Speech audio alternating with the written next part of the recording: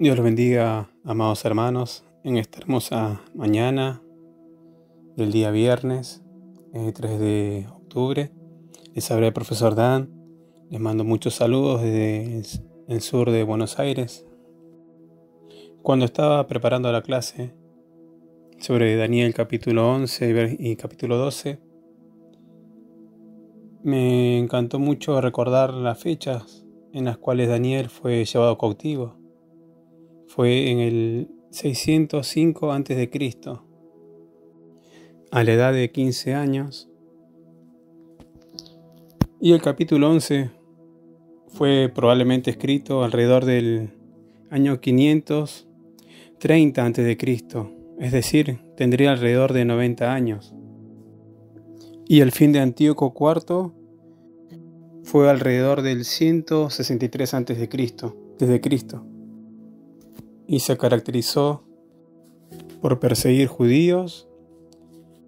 También obligó a los sacerdotes a sacrificar un cerdo sobre el altar, después rociar los libros sagrados con caldo de cerdo, apagar la lámpara que no tenía que ser apagada y obligar a los sacerdotes a comer cerdo, carne de cerdo. Y luego de estas opresiones, el sacerdote Matatías y sus hijos formaron un grupo que se llamaba Macabeos y consiguieron levantar una población y lograron expulsar a este rey. Y bueno, ahí viene la fiesta que se conmemora, ¿no? Como el Hanukkah. Y el Hanukkah recuerda este hecho. Y se proclama la independencia judía, ¿no? En la tierra de Israel durante un siglo. Desde el 163 a.C. hasta el 63 a.C., cuando llegan a ser invadidos por el Imperio Romano. Y para ir cerrando este episodio de Antíoco, también se dice que este hombre, al recibir noticias de sus generales que habían perdido Judea y que los judíos se habían recuperado el control de Jerusalén y habían destruido la abominación desoladora, dicen que esta noticia le trajo una profunda tristeza y una gran depresión que desató en él una enfermedad. Pero hay otro historiador, Polibio, indica que Antíoco sufrió un delirio perpetuo, es decir, él veía espectros que le hablaban y que le reprochaban todos sus crímenes. Este historiador, Polibio, es un historiador griego de la época del 200 a.C. hasta el 118 a.C. Así que fue más cercano, fue más contemporáneo a este rey. Y hoy te quería hablar en especial manera de un atributo de Dios que se está pasando muy, muy en alto y que muchas veces no se nombra, que es tan importante como la santidad de Dios, como la misericordia de Dios. Hoy te voy a hablar de la ira de Dios. Como podemos ver en esta profecía y a lo largo de toda la palabra de Dios, Dios no oculta para nada sus planes y mucho menos sus juicios. En este caso, podemos ver en la historia de Israel que Dios desató la ira, porque usted sabe que Dios es un Dios que repudia, rechaza el pecado. Es algo que va en contra de su naturaleza santa. Y en las invasiones a Canaán, desde el momento en el que cruzan el río Jordán con Josué como el comandante, como el libertador, sucesor de Moisés, vemos que solo hacen una cosa y es pelear y destruir a las naciones que Dios ya había sentenciado. Y lo hacen abiertamente. Y hoy noto en muchos cristianos que tienen la posibilidad de hablar, pero solamente se enfocan en una cosa, en las cosas que a ellos les agrada de Dios. Y no comparten el mensaje completo, porque así como Dios es un Dios que ama, también es un Dios, como dice Deuteronomio capítulo 32, versículo 41, que dice: «Ved ahora que yo soy, y no hay dioses conmigo. Yo hago morir y yo hago vivir. Yo hiero y yo sano. Y no hay quien pueda librar de mi mano. porque yo alzaré a los cielos mi mano y diré: vivo yo para siempre. Sí, afilaré mi reluciente espada y echaré mano del juicio. Yo tomaré venganza de mis enemigos y daré la retribución a los que me aborrecen. Podemos ver en la vida de este rey Antíoco IV que se cumplió tal cual lo que Dios había dicho, porque Dios desató su ira y aún en sus últimos días no pudo morir en paz. Murió enfermo y, según este historiador, murió de una manera horrible, porque se había vuelto loco. Toda la sangre, toda la injusticia derramada, toda esa sangre derramada volvía constantemente a recordárselo y a reprochárselo en vida. Y el segundo nombre que él se hace llamar, porque él mismo se hace llamar Epifanes, que significa el ilustre, o también Dios manifestado, habla de la arrogancia, habla de cuán superior se sentía este varón y quería imponer su voluntad sobre todos. Es por eso que nuestro amado Salvador, nuestro Señor, nos muestra a través de este ejemplo cómo preparó a este hombre, así como a Faraón, lo preparó para mostrar también su ira. Es importante entender que uno no puede mirar lo agradable y mirar lo manchado, lo sucio de la misma manera. Del mismo modo, Dios no ve la virtud y ve el pecado de una manera indiferente. Él hace una distinción muy clara. Y esto es un llamado para todos los cristianos. No podemos mirar al pecado y minimizarlo. Eso muestra una clara desventaja en nuestra calidad como cristianos. Muestra una debilidad muy grande. Por eso dice en Romanos capítulo 11, versículo 22: mira pues la bondad y la severidad de Dios. La severidad ciertamente para con los que cayeron, pero la bondad para contigo, si permaneces en esa bondad, pues de otra manera tú también serás cortado. Por eso dejamos muy en claro que la ira de Dios es su aborrecimiento eterno a toda injusticia y pecado, porque es una rebelión abierta contra su autoridad. Usted sabe, hermano querido, el pecado no es algo que pasa de casualidad, como un accidente, como cuando alguien va caminando y sin querer le pisa el pie a alguien que está cerca. Por eso les quiero aclarar que la ira de Dios es una perfección del carácter divino, sobre la cual tenemos que meditar todos los días. En varios pasajes podemos ver que el Señor jura por su ira. En Salmos 95, versículo 11 dice: por tanto, juré mi furor que no entrarían en mi reposo. Y en el Salmo 89, versículo 35 dice: una vez he jurado por mi santidad. Es por eso que la ira es una perfección de Jehová, así como lo es su santidad. También Colosenses 2:9 dice: toda la plenitud de la deidad reside corporalmente en él. Así también entendemos que la ira también es una perfección de Cristo. Por eso podemos entender lo que dice Apocalipsis 6, versículo 16.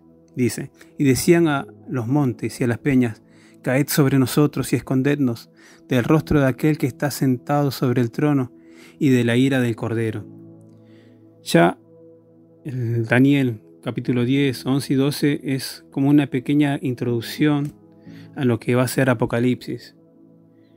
Ahí podemos ver algunos rasgos o similitudes que hay en Daniel capítulo 10 y primera de Apocalipsis, cuando se muestra en el versículo 5 que dice: y alcé mis ojos y miré, y aquí un varón vestido de lino y ceñidos sus lomos de oro de Ufaz. Su cuerpo era como de berilo, y su rostro parecía un relámpago, y sus ojos como antorchas de fuego, y sus brazos y sus pies como de color de bronce bruñido, y el sonido de sus palabras como el estruendo de una multitud. Comparando con Apocalipsis 1, versículo 13, dice: y en medio de los 7 candeleros, a uno semejante al Hijo del Hombre, vestido de una ropa que llegaba hasta los pies y ceñido por el pecho con un cinto de oro. Su cabeza y sus cabellos eran blancos como blanca lana, como nieve, sus ojos como llama de fuego, y sus pies semejantes al bronce bruñido, refulgente como en un horno, y su voz como estruendo de muchas aguas. Bueno, de este tema se va a desarrollar más en el próximo seminario, que se va a tratar de Apocalipsis. También me maravillaba mucho en Daniel 11, versículo 32, la parte que dice: mas el pueblo que conoce a su Dios se esforzará y actuará. Eso me deja muy en claro una cosa. Siempre tenemos que respetar la soberanía de Dios, sus planes, sus propósitos. Yo sé que en estos tiempos de incertidumbre, hoy escucho a muchos cristianos, aún líderes de la iglesia, hablar de la política y la economía, pero nada de lo que está pasando, ni nada del caos o del avance de la ciencia que se puede ver hoy, ha estado ajeno a la palabra de Dios. Del mismo modo nosotros, en estos tiempos de tanta incertidumbre, tenemos que afirmarnos y descansar en la soberanía de Dios. Porque en todas estas pruebas que estamos pasando, todas estas luchas, tentaciones, circunstancias adversas, escasez, todo ha sido ordenado por Dios. Todas estas pruebas severas, como muchos en sus corazones dicen, ¿no? El Señor no me responde. Algunos a veces tienen el síndrome de Saúl, sienten que Dios los ha desamparado, que Dios los ha dejado de lado, que no responde sus oraciones. Pero son pruebas, porque Dios en su soberanía ha ordenado estas aflicciones, y la soberanía de Dios las anula, y la soberanía de Dios nos santifica. Por eso, nuestra lucha más ferviente es en nuestra mente, es en el dominar nuestras emociones y rendirlas a los pies de Cristo. Es eso lo que nos hace estar cuerdos en estos tiempos de tanta locura. Entender que Dios es soberano, que Él es altísimo y que Él no está sujeto a nadie y no está influenciado por nadie. Él ha decretado, Él ha hecho planes, ha dado su palabra y la va a cumplir. Por eso hoy hago hincapié a que nos mantengamos firmes. Acuérdense que esos varones también vieron un momento de invasión, un momento de escasez, un momento donde todas sus tradiciones, donde todo lo que ellos habían amado y honrado estaba siendo insultado, estaba siendo blasfemado. Poner la abominación desoladora, obligar a los sacerdotes a presentar cerdos con sacrificio, el manchar los libros santos, los libros sagrados, los libros que tenía la ley. Fueron momentos caóticos, pero Dios dice que conoce, ¿no?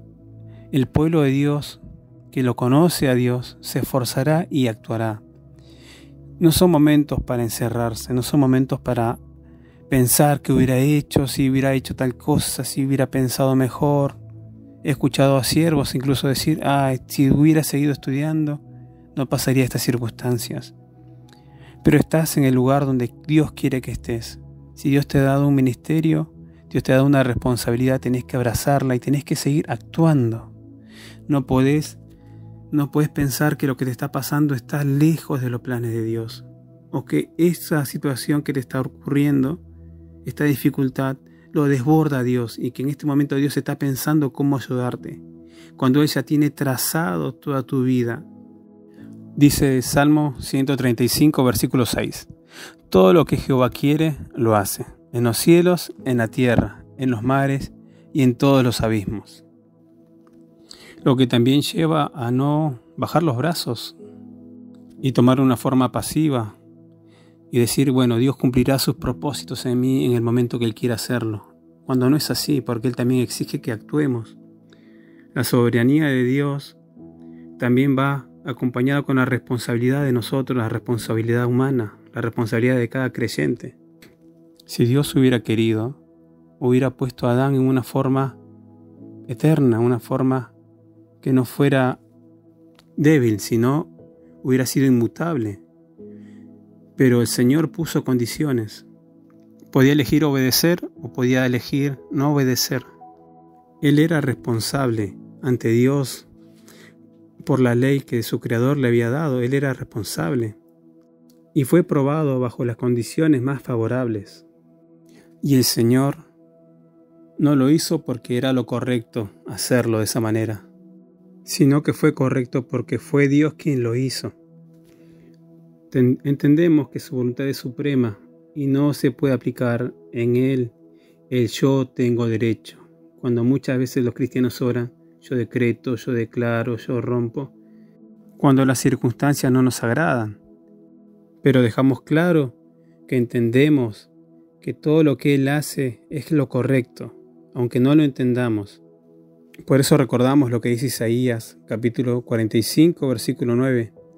Ay del que pleita con su hacedor, el tiesto con los tiestos de la tierra. Dirá el barro al que lo labra, ¿qué haces? ¿O tu obra? ¿No sabes lo que haces? El Señor puso a Satanás, a sus ángeles, a Adán, a Israel, en lugares de tener responsabilidad, de poder decidir. Y no quiso quitarles la oportunidad de elegir. Por eso cada uno tiene una responsabilidad. Puede cumplirla o no puede cumplirla. Y esa es la armonía entre la soberanía de Dios y nuestra responsabilidad, el obedecer. Algunos ejemplos tenemos, por ejemplo, cuando Dios le da permiso a Adán de poder comer, que está en Génesis capítulo 2, versículo 16, que le da, dice, no podéis comer de todo árbol que dé fruto. Si Dios no hubiera dado la orden de comer y él hubiera comido, hubiera sido un ladrón. Del mismo modo, cuando Israel demandaba las joyas, objetos valiosos a los egipcios, en Éxodo capítulo 12, versículo 35, no tenían ningún derecho a pedirlos. Solo tuvieron el derecho cuando Jehová les dijo que lo hicieran. También todos los corderos que sacrificó Israel en toda su historia, en el Antiguo Pacto, en el Antiguo Testamento, que están registrados, de derramar tanta sangre inocente de esos animales. Pero fue lo correcto porque Dios dijo que era lo correcto. Pensemos qué derecho tenía Israel de matar a todos esos cananeos. No tenía ninguno, salvo que Jehová se los había ordenado. Podemos continuar con muchos ejemplos que son muy polémicos, pero sabemos que es lo correcto porque Dios así lo ha determinado, porque solo Él determina lo que es correcto y lo que no es correcto, porque solo Él tiene toda la potestad y soberanía para dictaminar nuestras vidas y las circunstancias que estamos viviendo. Por eso quería tocar este punto para hablarte de Daniel capítulo 12. Dice versículo 1, en aquel tiempo se levantará Miguel, el gran príncipe que está de parte de los hijos de tu pueblo, y será tiempo de angustia, cual nunca fue desde que hubo gente hasta entonces. Pero en aquel tiempo será libertado tu pueblo, todos los que se hallen escritos en el libro. Y te quería hablar sobre el versículo 3, que dice, los entendidos resplandecerán como el resplandor del firmamento, y los que enseñan la justicia a la multitud, como las estrellas a perpetua eternidad. Y este pasaje nos da una gran revelación. Habla de esa recompensa, ¿no?, para los que enseñan la justicia a la multitud, aquellos que dan su vida, se preparan, estudian, meditan, se capacitan, invierten tiempo, recursos, se privan de muchas cosas para poder estar preparados y enseñar a la multitud. Hay algo escondido en esto. Dice que resplandecerán como el resplandor del firmamento. Si se toma de forma literal lo que está escrito ahí, en la resurrección de los muertos, cuando el Señor entregue las recompensas, para aquellos que han enseñado la palabra, para aquellos que se tomaron la molestia de prepararse, Dios tiene una recompensa especial. Acá habla de un brillo distinto, algo diferente, algo característico de aquellos que han enseñado la palabra. Por eso les aliento, hermanos, a que pongamos la mira en el fruto, en el fin del fruto de todo nuestro esfuerzo, que es la recompensa que viene de parte de Dios. Solo eso es lo que importa realmente en nuestras vidas. Eso es lo que nos tiene que motivar. Poder hacer que el Señor esté contento, se sienta orgulloso de nosotros. también en nuestros pensamientos, en nuestra vida diaria, porque el trabajo en la iglesia, el salir a predicar afuera, es un pequeño momento del tiempo. Donde más nos ve, Señor, es en nuestro hogar, que nuestras palabras sean acorde a lo que vivimos, que la imagen que mostramos de nuestra familia, de quienes somos, sea real, cuando nos ven y cuando no nos ven. También dicen las Escrituras en Isaías 63, versículo 7, y habla de la multitud de sus piedades. También en Salmos 36, versículo 7, cuán preciosa, oh Dios, es tu misericordia. En el libro de Apocalipsis habla tanto de la recompensa de lo que hay para sus siervos. Acá Daniel es una pequeña introducción, es como un preámbulo de lo que se mostró cuando vio el anciano Juan. Y podemos ver un Dios grande en misericordia, justo, bueno, bondadoso, que odia el pecado, y se hace más palpable la descripción que está en Éxodo 34, versículo 6. Jehová, Jehová, fuerte, misericordioso y piadoso, tardo para la ira y grande misericordia y verdad. Y cuando estemos estudiando el libro de Apocalipsis, tenemos que entender algo. Aún aquellas personas que van a caer en el lago de fuego, también es un acto de misericordia y puede contemplarse desde 3 puntos de vista. Por parte de Dios, es un acto de justicia porque Él está vindicando su honor. Acuérdense que la misericordia de Dios nunca se muestra si perjudica su santidad y su justicia. Desde el punto de vista de los condenados, es un acto de equidad porque ellos tienen que sufrir el castigo por sus pecados. Pero desde el punto de vista de nosotros, de los que estamos sirviendo a Dios, de los redimidos, de los que esperamos llegar al cielo, de los que estamos luchando, es un acto de misericordia, como dije al principio, porque imagínense cuán terrible sería que esto no parara, que tuviéramos que estar constantemente batallando con personas que ataquen el Evangelio. Sería como vivir estos tiempos peligrosos y no terminar más, seguir con la misma rutina, predicar, evangelizar, enseñar, pero nunca ver la hora de que todo termine, de que se cumpla la palabra, que se cumpla el libro de Apocalipsis. Sería algo terrible para todos los cristianos. Tendríamos que estar espadeando contra los hijos del diablo todos los días. Es como estar en el cielo y aún seguir escuchando las malas palabras, la discordia, las peleas. Por eso dice Apocalipsis 21, versículo 7, no entrará en ella ninguna cosa inmunda o que hace abominación y mentira. Por eso en el Salmo 143, versículo 12, David dice, y por tu misericordia disiparás a mis enemigos y destruirás a todos los adversarios de mi alma, porque yo soy tu siervo. Y en el Salmo 136, versículo 15 dice, arrojó a Faraón y a su ejército en el Mar Rojo, porque para siempre es su misericordia. El arrojar a Faraón y a su ejército fue un acto de misericordia para los israelitas.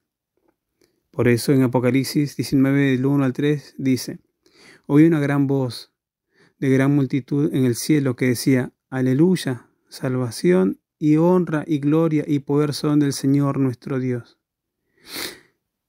Porque sus juicios son verdaderos y justos, pues ha juzgado a la gran ramera que ha corrompido a la tierra con su fornicación y ha vengado la sangre de sus siervos de la mano de ella. Otra vez dijeron, aleluya, y el humo de ella sube por los siglos de los siglos.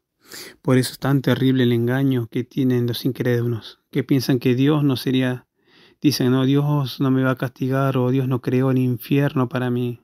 Piensan que Dios va a encontrar el modo de salvarlos, cuando la palabra es clara. Por eso también su palabra nos recuerda, Salmo 9:17, los malos serán trasladados al Seol, todas las gentes que se olvidan de Dios. Y no es solo olvidarse en el pensamiento o un momento, sino con las acciones. Pensar que pueden seguir pecando y que aún así contar con la misericordia de Dios. Eso irremediablemente va a traer castigo, porque es pisotear la sangre de Cristo.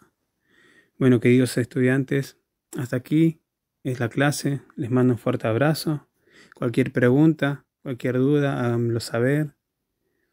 Desde ya agradezco a Dios por la oportunidad de haber preparado esta clase, de compartirla con ustedes. Les mando un fuerte abrazo y los aliento, hermanos, a seguir luchando.